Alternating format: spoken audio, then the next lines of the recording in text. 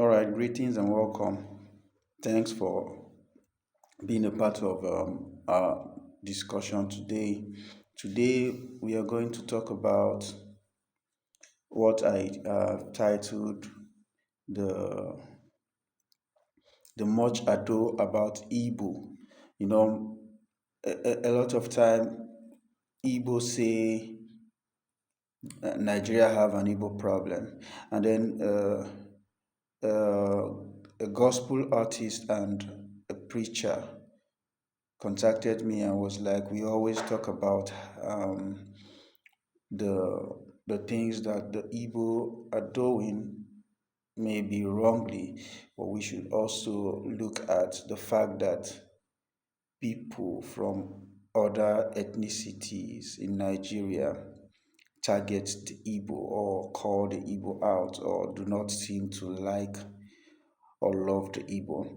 I do not think I would totally agree with that, but I will also want to look at some of the things that might make it seem as if the Igbo are, I don't know how to put it, targeted, or the Igbo are people of concern.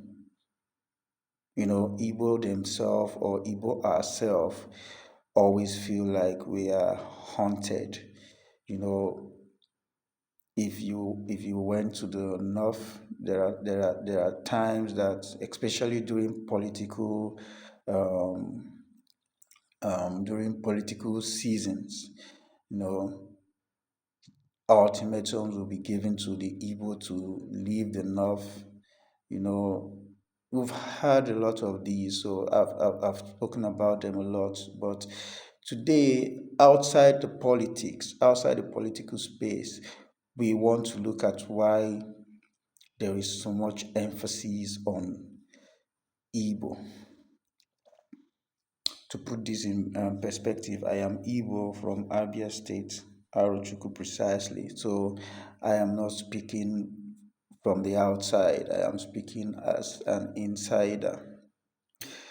First of all, you see, when a people want to put themselves out as being superior to other people, they are definitely going to meet backlashes from those people. When you want to make other people feel as if they are following. Now, I'm not speaking politically, because in terms of politics, it's clear that the Igbo man doesn't really have the space in political in the political front of Nigeria. Though I'm not talking about politics, but there are other things that happen outside of politics that can determine how politics go or how politics is being played. And those are the things that I hopefully am going to talk about and hope that I will do justice to them. First of all,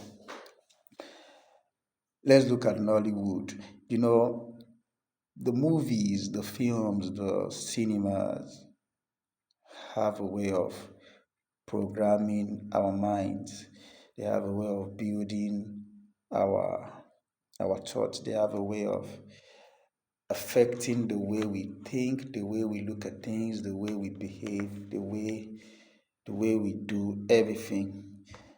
Now, Nollywood was established, and the Southeast had their own branch of it. I remember back in the day, it used to be Enugu. Enugu had their office for Nollywood, AGN. They used to call it AGN. Then they hadn't given it the name Nollywood Actors Guild of Nigeria. The office was in Gariki, Naiko Hotel. Then there was another part of it that was in Mark Devos Hotel, both in Gariki. So a lot of Igbo artists or actors and actresses sprung up, and and then a lot of movies that portray the Igbo culture were produced. But before then, there is the movie that caught the attention of the world. That movie, Living in Bondage. You know, what's this guy's name? Kenneth Okonkwo did that movie, Living in Bondage, and he was portraying affluence gotten from um, very negative sources, blood money, how you would have to take lives for you to make money and become rich. You see, when those kind of movies are promoted and they're promoted as though it is evil, they have a way of playing in the minds of the people. You know, they have a way of playing in the minds of the people. Everybody was like, okay, this is how the Igbo make their money. So people started getting skeptical about dealing with Igbo. You might call these things movies, but they have influence in the way people think in real life. Little children will grow watching those movies and having a mindset that the Igbo is a dangerous race, is a dangerous collection of people. So the stereotype will start building from there. It's very important the kind of movies we expose ourselves, our kids to. It's very important the kind of movies we make. Away from that one, the marginalization talk. No, I had an experience. I had a paper about the marginalization of Igbo that I wrote, and I went to a seminar to present that paper. And after presenting the paper, you know, you're going to take comments. And the professor rose and asked me why I thought so much that it is the Igbo that are being marginalized. Why didn't I think everybody in Nigeria is marginalized, irrespective of the ethnicity you come from? So it raised arguments, and I saw their point. The moment you start saying we are being marginalized, we are being marginalized, without taking into cognizance the fact that other ethnicities are also being marginalized, those other ethnicities will start looking at you as it's as if these people think they are the only people in the country. These people think they are the only people that are being marginalized. What's wrong with them?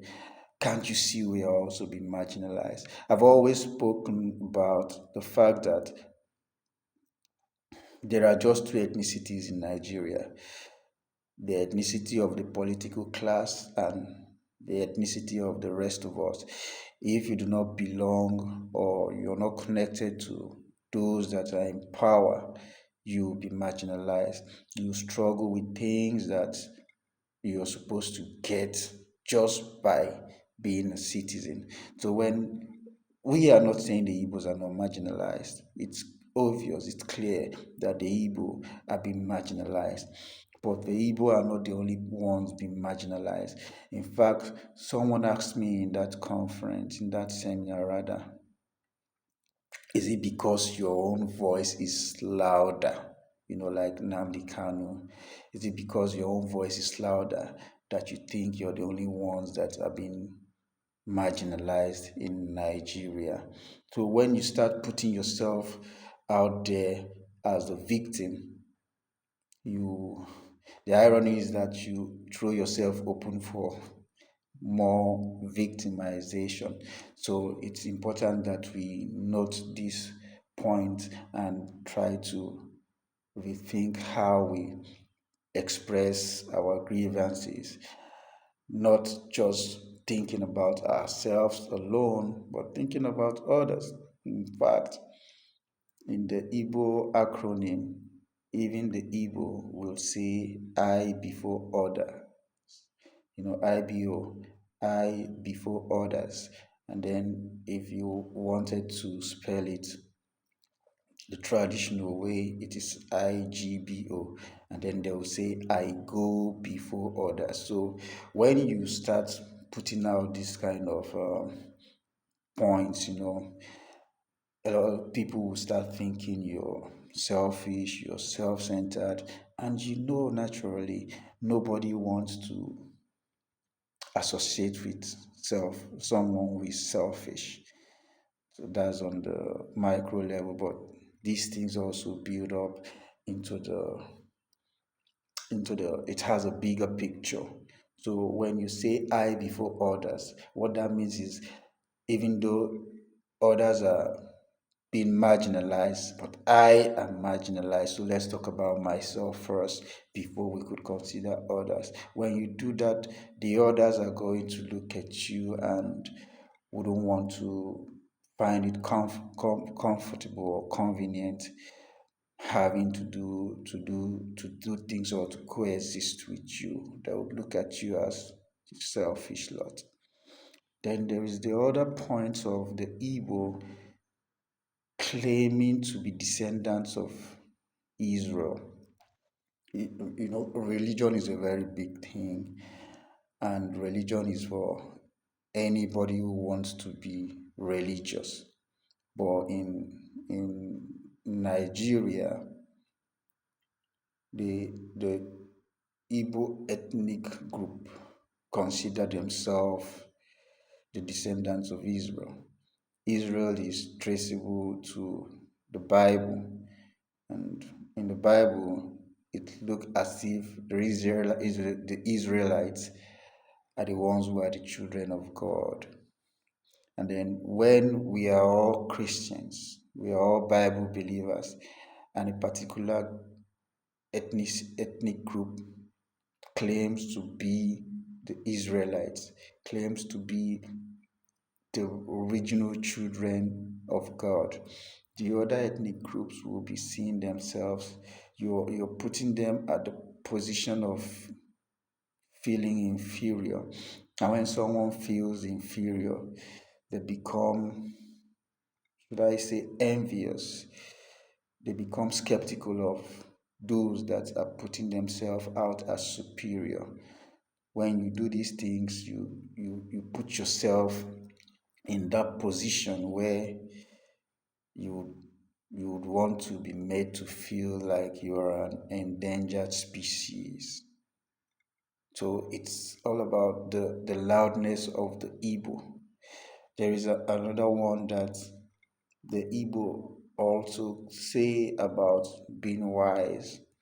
It's also traceable to the Bible. Three wise men. Igbo is geographically located in the southern parts of Nigeria. Sorry, southeastern part of Nigeria. So eastern part of Nigeria. We are eastern Nigeria. And then we look upon ourselves as the wisest people in the country. We are the wise men from the east. You know, we have everything that people should have to be self-sufficient. We survived the war. During the war, we had our own currency. We had our own military. We even manufactured our own weapons. you know. So we are that wise. So we are the wise men from the east.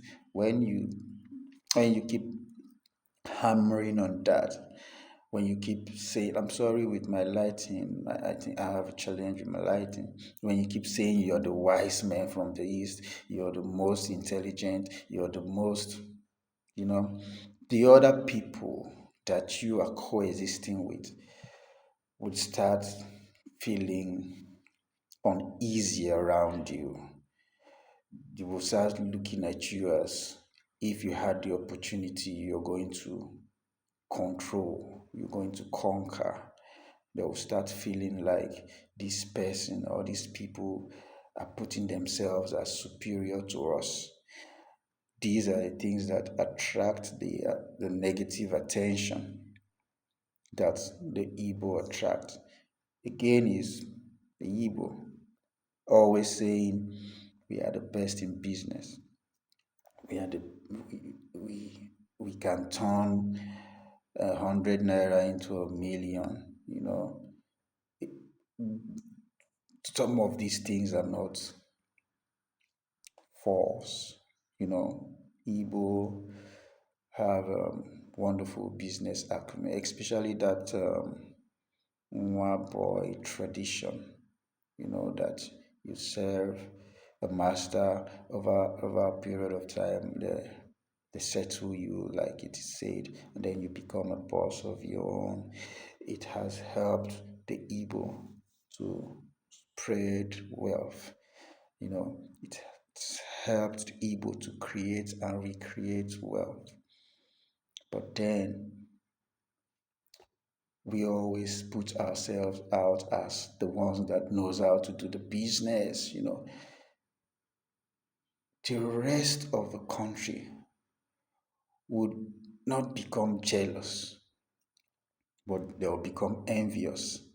And when someone is envious, naturally, except for those who have been able to raise their consciousness above that, naturally, they'll try to pull you down because you're all over the place. That's why some people started calling the Igbo spare parts sellers. Not necessarily because Igbo are spare parts sellers, but because they were trying to fight back. Why are these people always saying we are the ones that do business? We are the ones that. But even when we say we are the ones that do business the most, the richest black person is not Igbo. I think the second richest Nigerian too is not even Igbo. So when you say you're the best in business, we have the biggest money, it isn't showing in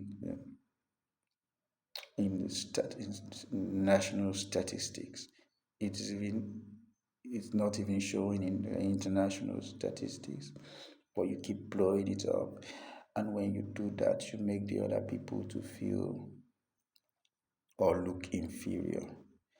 And then there is also this thing about anywhere you get to and you do not find an Igbo person, you have to run out of that place. You have to leave that place. All these are talks that makes you have a sense of gives you a feeling of confidence, makes you boost your ego. There is nothing wrong about it. Every ethnic group should um, build their dignity, promote your dignity, but there, there are limits to what a person should do or a people should do, else they set themselves up for being looked upon as a problem even when they aren't. So when you say anywhere you go you do not and you don't find the Igbo, that place is not safe for you to live in, it makes other people to think, are you the only ones in the country? Are you the only ones in the world? What's so special about you that if I went somewhere and I didn't find your like, I should leave? People will start asking questions and you're setting yourself up for, you know, attacks, if that's the word. There is also the one we say about we have um, liquefied money, This guy, what's his name? Kobana Chief Priest is the one that has been saying money in our water. Even the spraying of money, the spraying of the naira note. that is even unlawful. I might not be right, but I think it started with the Igbo, spraying money, putting out money there, that we have a lot of money, money na water, reckless spending. You do not tell someone how to spend their money, but when you're doing those things, people would move from feeling jealous to becoming envious. And when it gets to envy, then it can get to hate. So money na water, spending to on these things that luxury life. There is nothing wrong about it, but it makes other people to feel inferior. It wasn't your intention to, but that's what it will produce. And when that happens, the people will start looking at you as someone or people, like the American president said, of particular concern. So I'll urge my Igbo brothers and sisters to, the word we use, calm down.